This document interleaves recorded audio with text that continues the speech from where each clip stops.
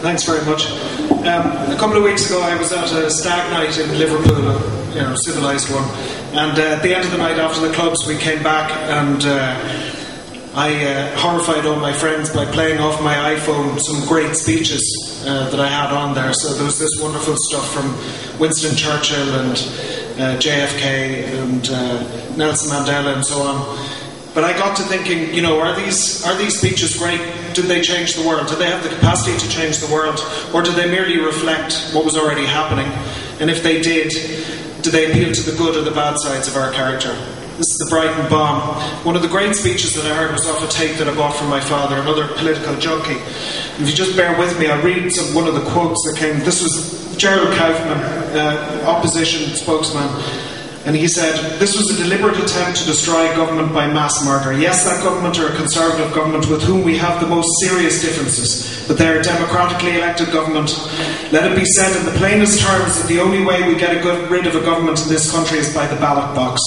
With Voltaire on this side of the house, we say to the government, we disapprove of what you say, but we will defend to the death your right to say it." Now that was a powerful statement that stood me in good stead as I went off as a naive 17-year-old to college in 1990. All those wonderful sentiments of the French and American revolutions were as nothing when it came to the scandal of slavery, which still obtained.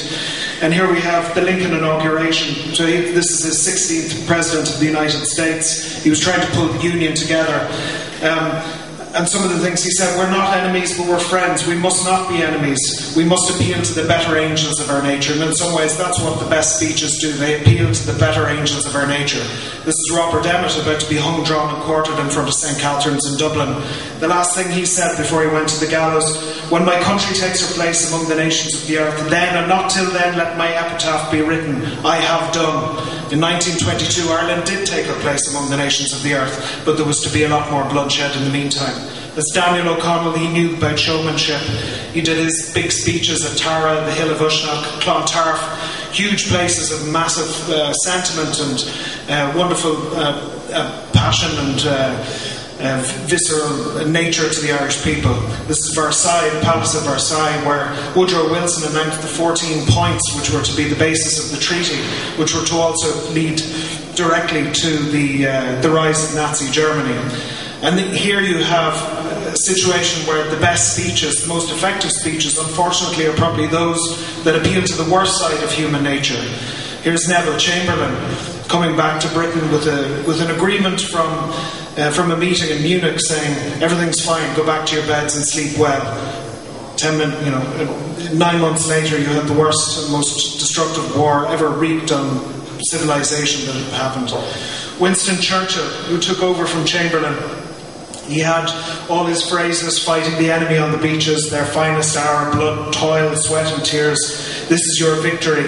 And his lisping voice on the radio still carried the British people through. And if that may have been the difference between us speaking German now as opposed to Irish. FDR, the date that will live in infamy, which unleashed the nuclear bomb, which Truman chillingly described. It is an atomic bomb. It's a harnessing of the basic power of the universe. The force from which the sun draws its power has been loosed against those who brought war to the Far East. At the opposite end of the spectrum, you have Gandhi, who was influenced by Daniel O'Connell himself, and from the rubble of the Second World War, the outset of the Declaration of Independence in India, said, "What I want you to understand is the message of Asia is not to be learned through the Western spectacles or by imitating the atom bomb. If you want to give a message of truth, I do not merely want to appeal to your head, I want to capture your heart." JFK, one of the great speech makers, who with Ted Sorensen, who's still alive and still working today, created some of the most wonderful epoch-defining moments. But again, you have to ask the question, was he reflecting what was already underway in American society and worldwide, or was he creating something? Was he creating something new? Again, the better angels of our nature, although he certainly was not one. F.W. de Klerk and Nelson Mandela. Again, an incredible speech from F.W. de Klerk, massive bravery which changed the whole face of South Africa and African politics in relation to the West itself. David Cameron, his apology about on the publication of the Bloody Sunday report is finally heals one of the great wounds that exists in the relationship between Britain and Ireland, and I think opens up a new era of friendship and cooperation.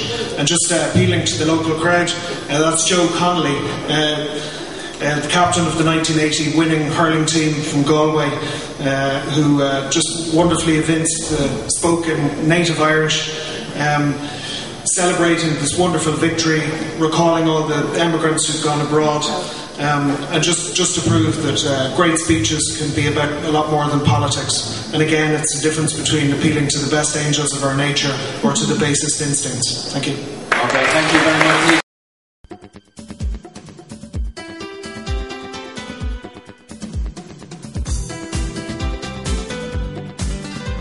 If you'd like to get away to a better quality of life, to a more enjoyable way of life, to a better pace of life, well then the West of Ireland is a really good place to do that. The Western Development Commission covers the 7 western counties, going from Donegal, Sligo, Leitrim, Mayo, Roscommon, Galway and Clare, so effectively west of the Shannon and Donegal.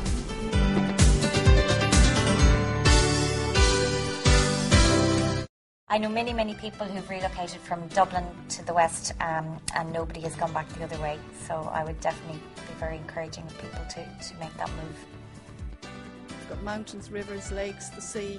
In terms of outdoor activities, there's so much to do. We've got all the activities that anybody could possibly want to do. The work environment is there. There are fine industries across the whole broad spectrum of industries. My message to people is look west and you'll be surprised.